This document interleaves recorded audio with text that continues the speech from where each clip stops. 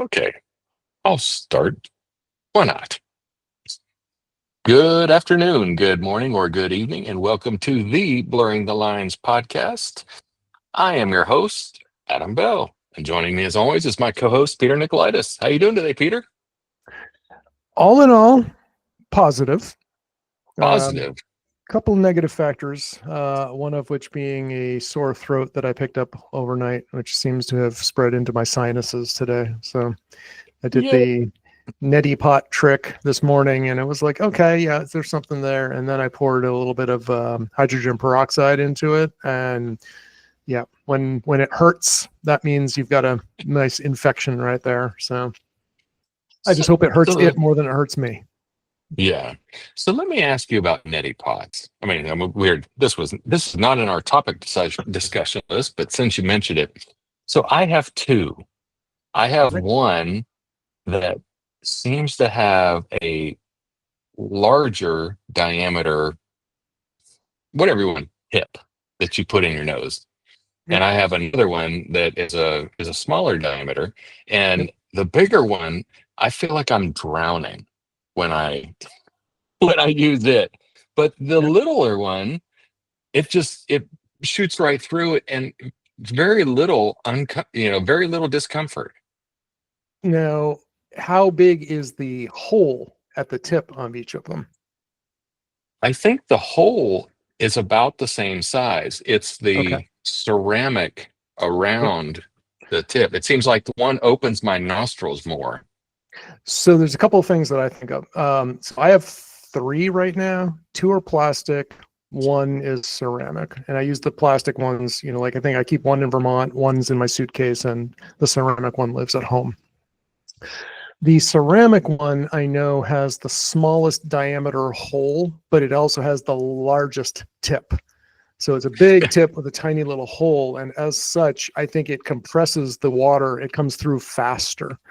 But I don't shove it all the way in my nose. I just put enough to seal the nostril and let it go from there. Whereas the smaller plastic ones, those go in deeper up my nose.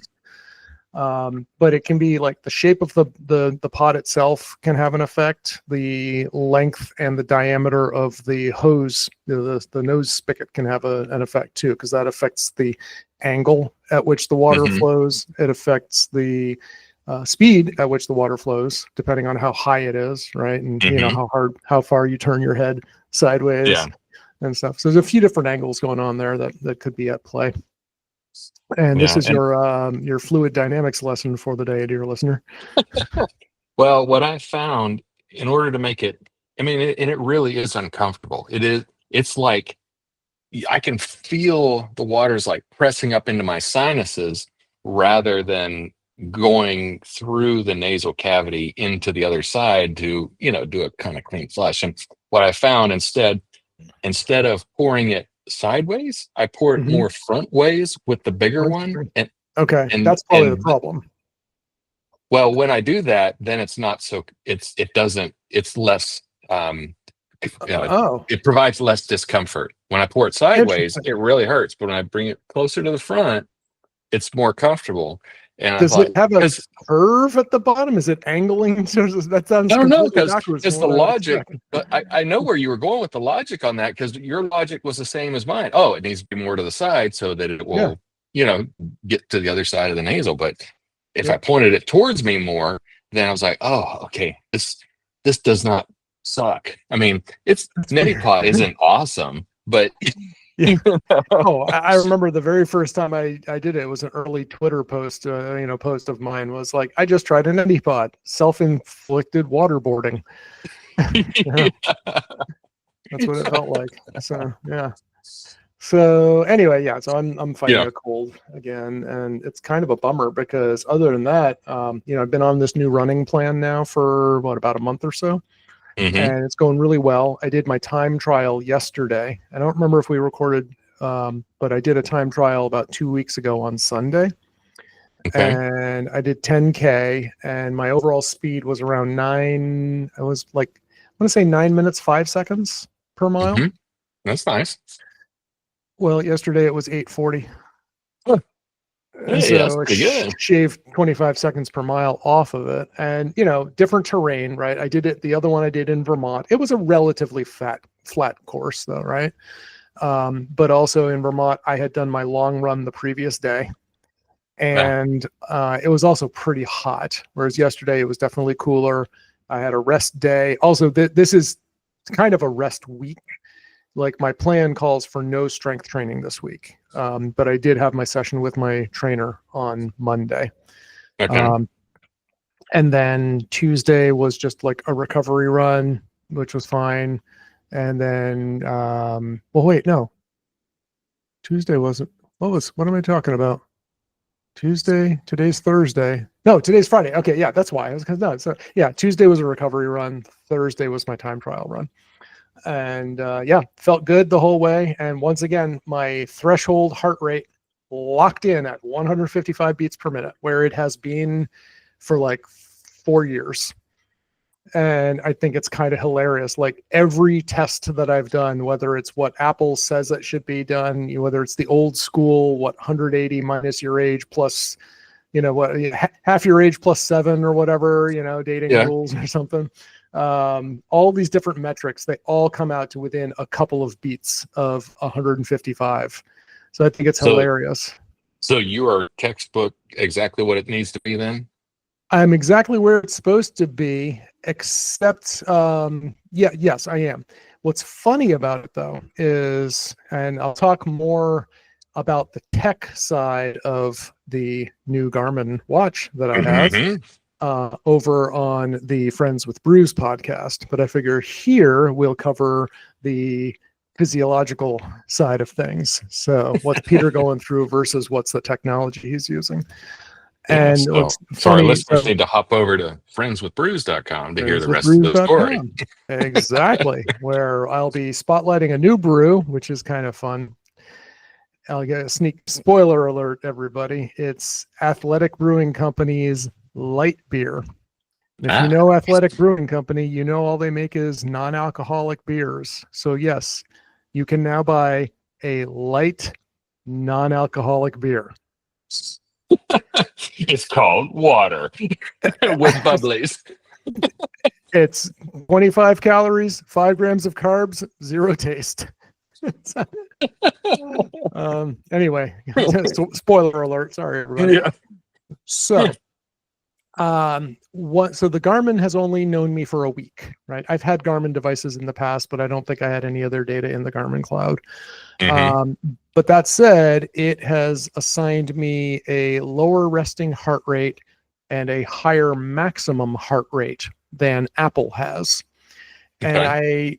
And two possibilities. One is that they just use different methods for calculating these things. And two is Garmin has only known me for a week, whereas Apple has known me for several years at this point. So I think if Apple was to take a snapshot of my fitness over the past week, it may look different. But either way, I take it as a good sign because, I think my training fitness level is going up. So I'm happy about that because as I get ready, I'm in less than 2 months away now. Well, no, 3 months away, 3 months away from, a 50 miler. So I want to be trending upwards. So, yeah. So anyway, so that's where that's going.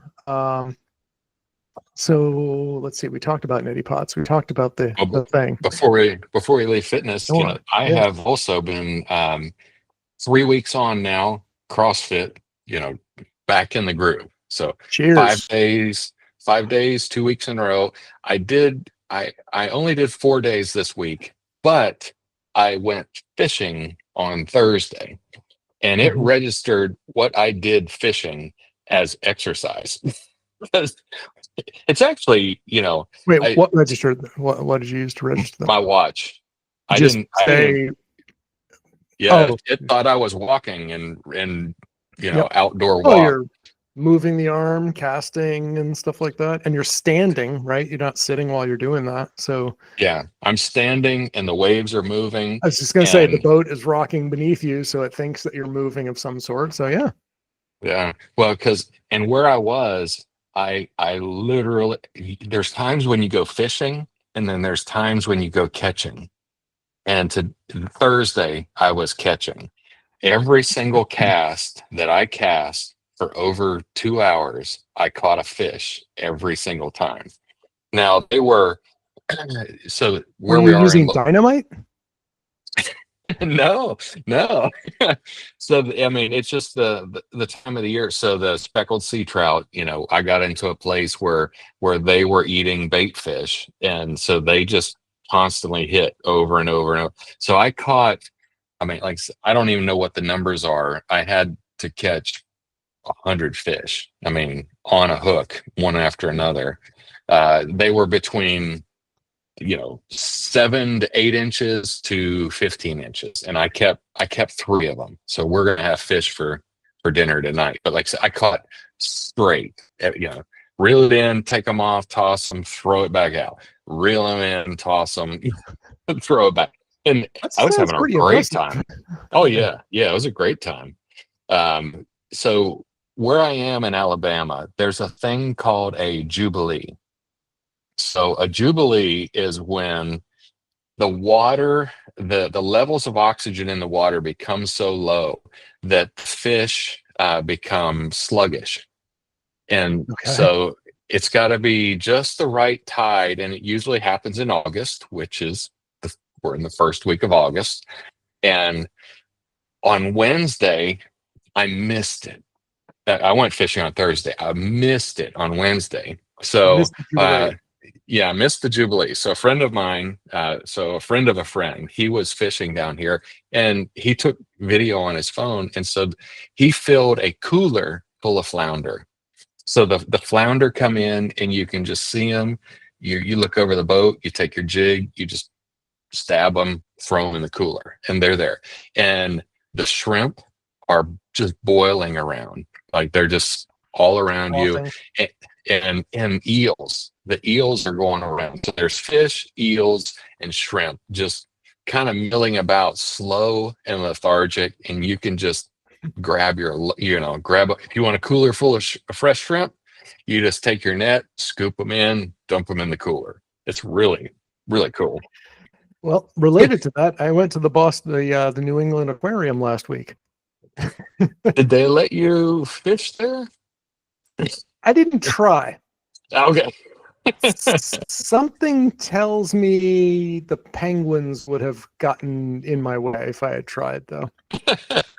The penguins were definitely the coolest. They're the best little guys there. But yeah, I saw the sea turtles, the manta rays, the eels, etc. Love the penguins. And man, if I was a penguin like those little guys, I would be able to eat 8 to 16 pounds of fish a day. Wow. Well, I guess They eat 5 to 10% of their body weight in fish every day. Do they do that all year round? Yeah, that's just their thing. Huh. But maybe it might be like specific for seasonal, like a bear, and then they don't eat all winter or something. They're active little guys, and it's so cool watching the penguins, though. Watching them fly through the water. Because they they're flap awkward on the land. Yeah, but they flap their wings, but they move differently than fish do, and it's like they fly through the water. It's just so cool. So I love those penguins. The guys they were a lot of fun. So yeah. Let's see what else we got. Oh, so yeah, back still on the health topics too. Vaccines. So was it 2 weeks ago? I got a COVID booster. Okay. They're not saying that I should have one. It's just I haven't had one in, I guess it'd been over a year or two, year and a half. I think it was 2023. I think when the last one I got was. So I was like, getting ready for a trip. It's still around. I'll take a shot.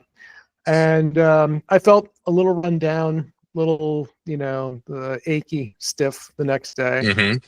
Might have been the worst reaction or second worst that I've had. I didn't try to exercise, but I was stiff. I took Tylenol. The injection point hurt. And I was like, oh.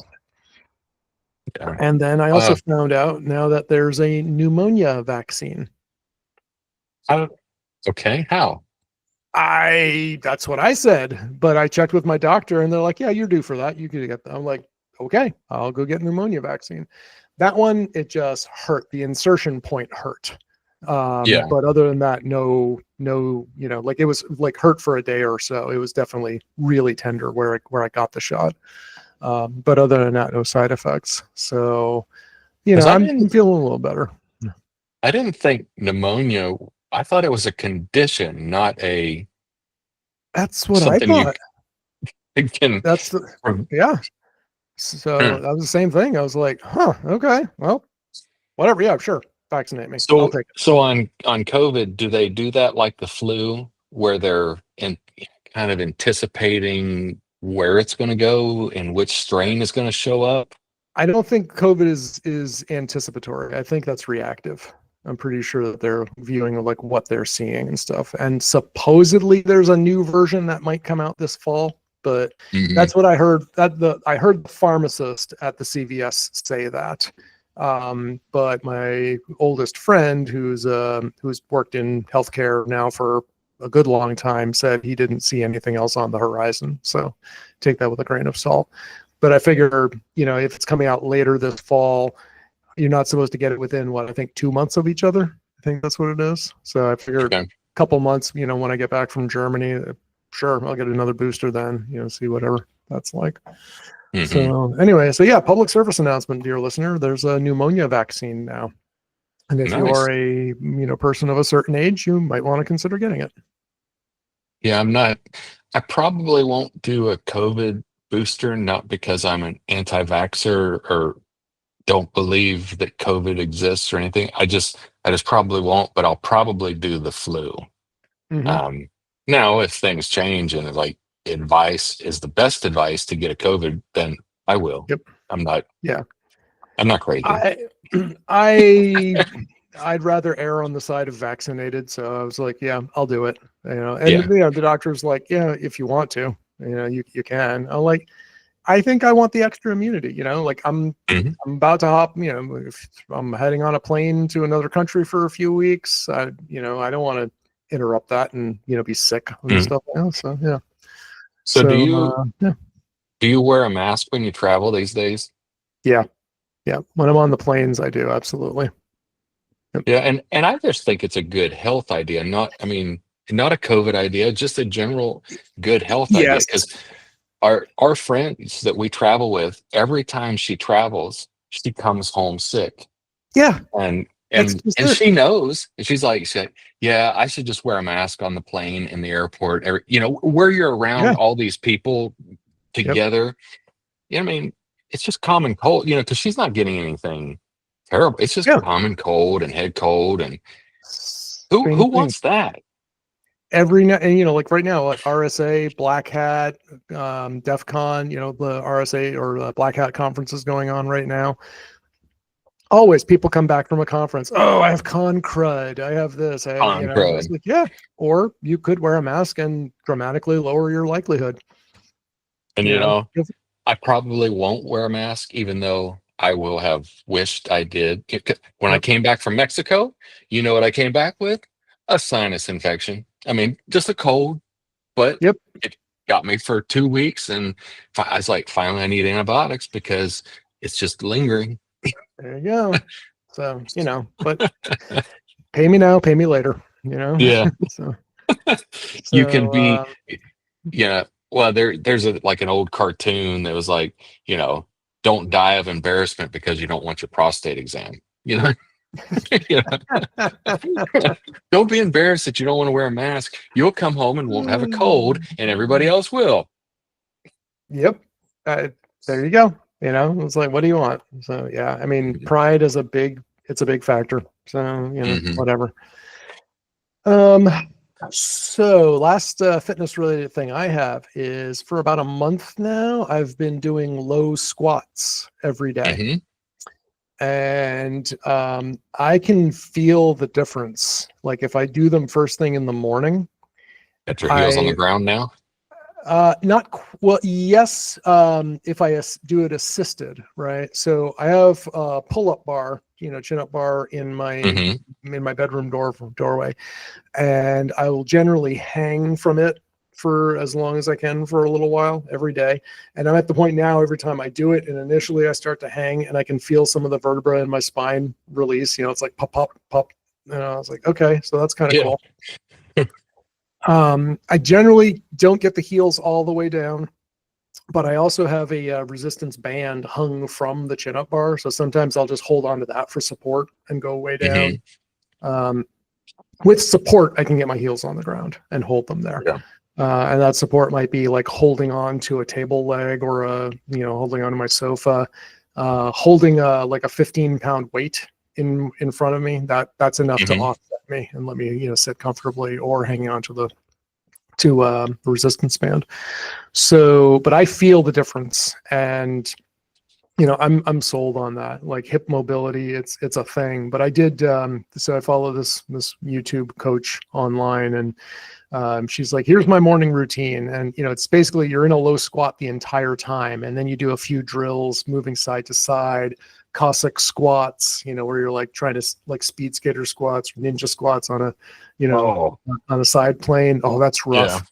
And a bunch of like you're in a low squat and you touch one knee down and then come back to center and then touch the other knee down. These are hard. These are not easy for me to do. But I went through the whole routine once. I had to stop halfway through and start again. But seriously, I felt like I just floated down the stairs. And the normal tightness in my quads, my ankles, my knees, my hips was just gone. So I'm like, I need to do this. Like if I wasn't, if I didn't have the camera and the microphone right now, I would just, squat right down and just record this episode, lower. So, yeah. Well, I mean, I would say as long as you're a runner, you're always going to fight that more. So you almost have to do it twice as much as a normal person does. Yeah, well, I do that, and I do foam rolling every day now too. And between those two, I think that's made a huge difference. I'm doing my strength training now with my coach for over a year, and I think this new running plan, it's a little more conservative. Knock on wood, no aches and pains. I was a little stiff. My right knee was a little tight after yesterday's run, but again, that was speed. That was time trial. That was probably the fastest 5 miles. I'm sure that's the fastest 5 miles I've done since 2023. So because 2023 I did a 5-minute race at around that comparable speed. So this was the fastest I've run in about 2 years. A little bit of achiness is okay, but today I'm just a little stiff, but I'm okay, and I haven't done my foam rolling yet, so I'm happy with that. Oh, and that's the thing, Garmin rates my fitness age, that's a thing, as 3 years younger than I am actually. It really docks me as on my BMI. It's like, oh, your BMI is too high. I'm like, BMI is a bullshit number. You're fat. I mean, you're like hugely obese. I know. As I see your collarbone sticking out of your shirt. Well, that's the broken one. So that's the broken one. Yeah, that's cheating. But you can still see the other one too. If you squint, right? Yeah. So, I mean, you're obese. I'm like a terminally obese. Yep. My fat's got fat. That's the thing though, is like, I was trying to lose this extra belly fat. I realized I don't really have belly fat. I have skin. I have extra belly skin from when I was obese as a teenager and in my early adulthood. And I don't think there's much to do. I've heard anecdotal stories of people going on a, high, ketosis diet and losing skin, shrinking the skin cells. But other than plastic surgery and, a nip tuck, I don't know that there's anything I can do about it.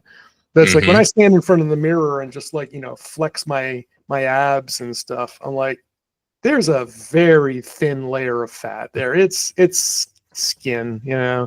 That said, I would love to get down to 15% body fat. Closest I've seen is like 16 and change though. So I'm trying, but there comes a point where I'm like, it's like I diet and exercise religiously, no offense, but, but like really do it. I go all in, all hard. the needle doesn't move more than like 0.5%. I was like, Mm-hmm. at this point, is it worth it? You know, Yeah. like, what's the difference? As long as I feel good and my training is good and overall my numbers are in good shape, I'm like, do I really want to tighten that noose so hard and give up, you know, like the mental energy and the pleasure of just, you know, living a little bit? I'm like, Yeah. you know. Well, and that's been because I've been on a health kick here, and I really intentionally wanted to lose weight, and I'm hungry all the time. I mean, Mm-hmm. that is my state, and Yep. so Fridays is my cheat day, and Mm-hmm. then Saturday, Sunday, everything else.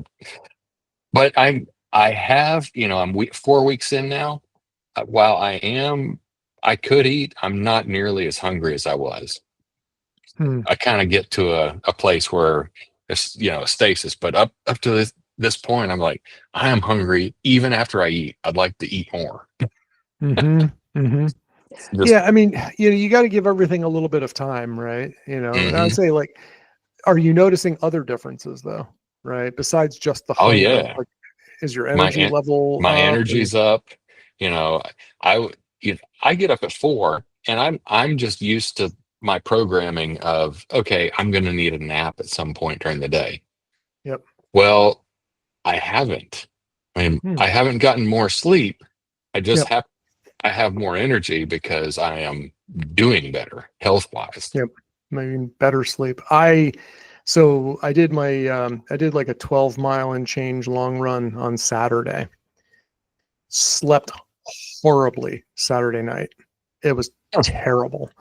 I'm sure a lot of it was mental, right? And also, like, I treated myself to a 3-scoop ice cream afterwards for my recovery. So, maybe nutrition played a little bit, but then Sunday night came around. Horrible sleep, terrible sleep.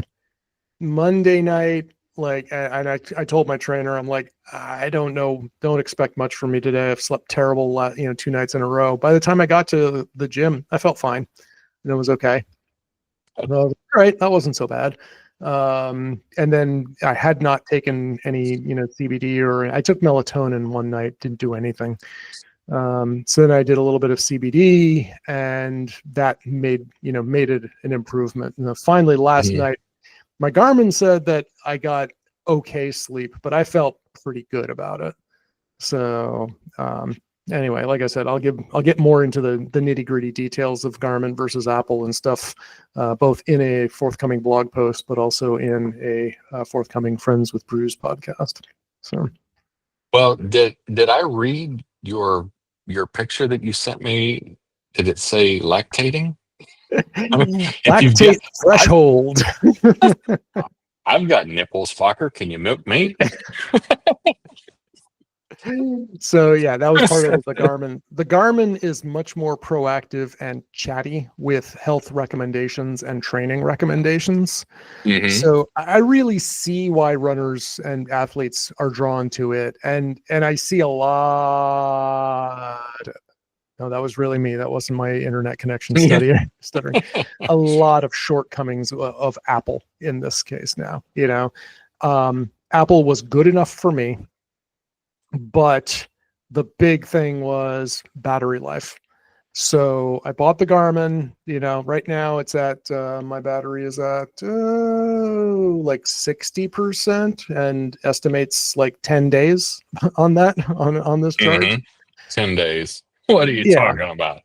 exactly. So I've decided though, like, and again, we'll discuss this more on FWB, but I offered Apple to buy back my Ultra, and they said Hmm. they'll give me $375 for it, which is about what they did last time when I did that. Nice. Yeah. So they're going to buy that back for me.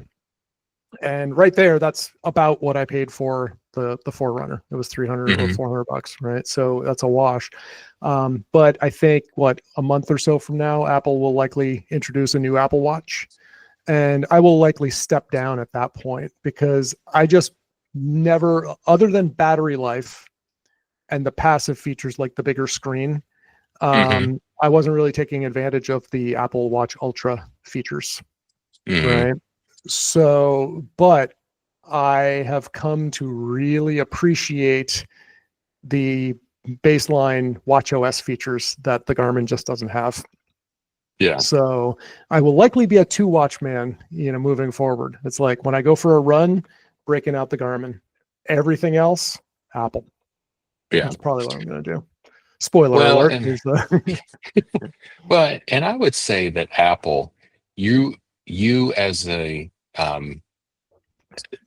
more elite athlete, and I can't think of a better term, but somebody who is really dedicated to being an athlete rather than just being healthy.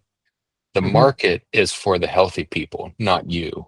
You are there are less yous than there are overweight people that want to feel a little better, be a little bit better, who are walking 30 minutes a day, and that's all they do.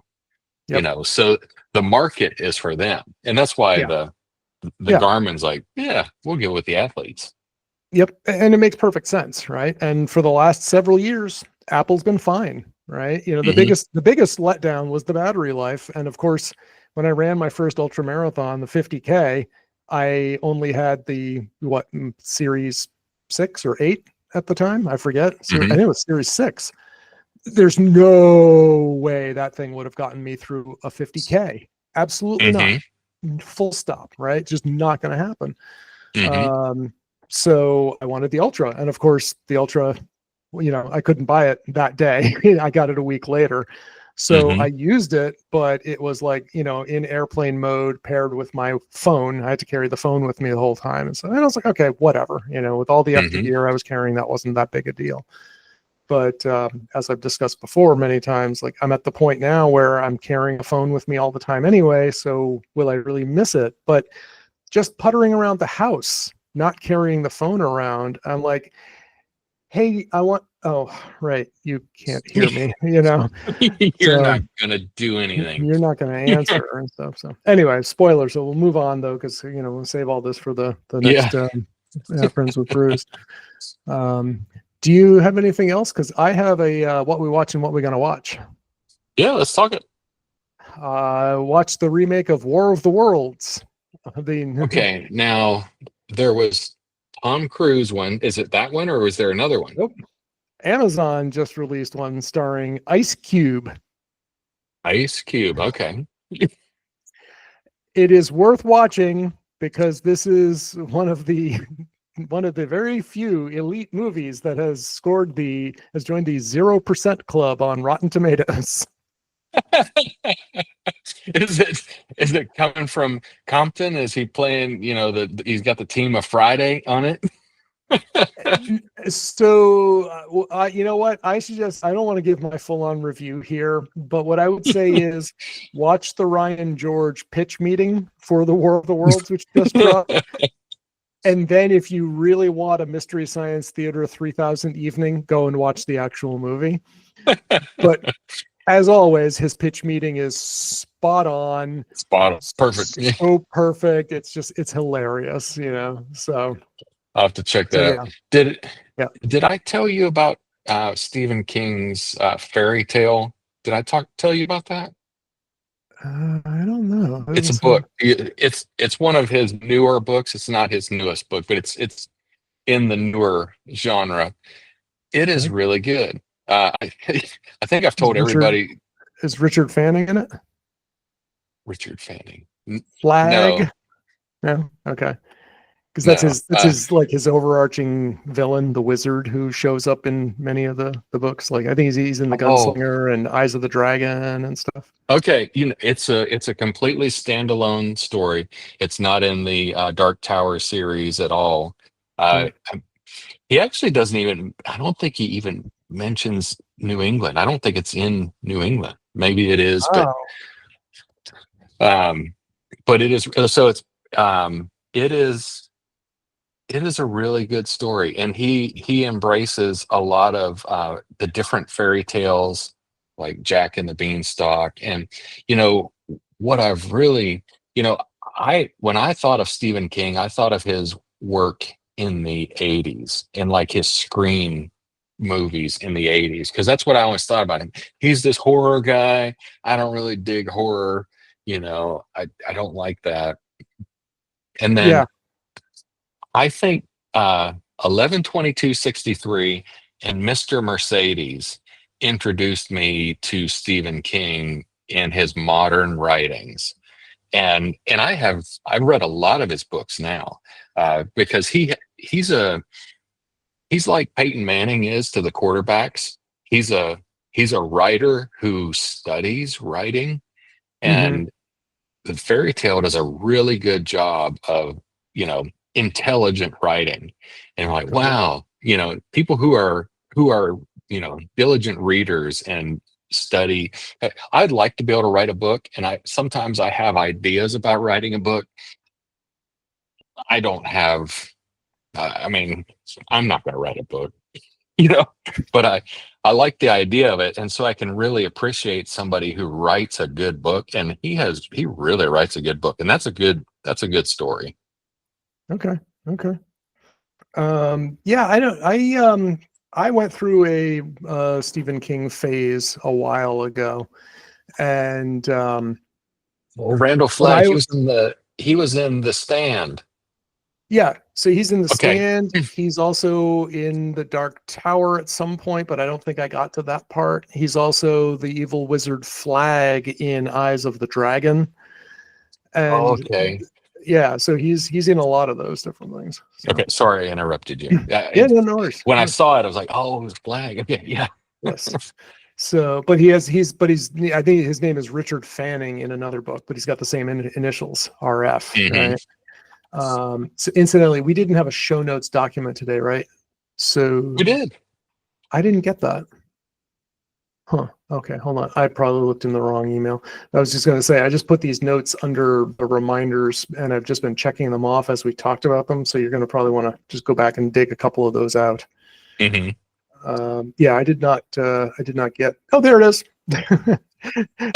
Oh, it only showed up at 2:24, 20 minutes ago. Well,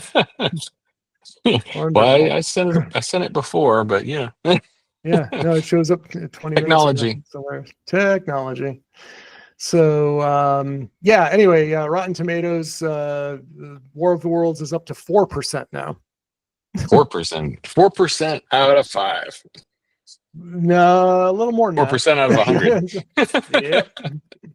So yeah, there you go. So yeah. Anyway, yeah, I think that's all I got for today. Cool. All right. Well, excuse me. I guess I'll try to take us out before I lose my voice now that I started thinking about it. So yeah, dear listener, if you want to hear, if you want to get in touch with us, you can do so at blurringthelinespodcast.com. You can also find Adam at rrlavenderfarm.com. You can find me at nikolaidis.com and a plethora of other locations, all shown up. We were still on the website. We got links to my socials, but I'm not really doing much on Mastodon or Bluesky these days. I'm really not. It's just, I wasn't really getting much off of it. So yeah, whatever. But anyway, yeah, start at blurringthelinespodcast.com. You can't go wrong if you start there. And send us some feedback. Tell us what you liked. Tell us what you didn't like. Tell us what you want us to talk about. Tell us what not to talk about. No. Yeah, well, yeah, you can tell us. We don't have to listen. You can tell us. Yeah, you can tell us. But yeah, and I think that's about it, man. I don't know about you, but I think it's time to push the big red button. Push the big red button. It's always hard to do.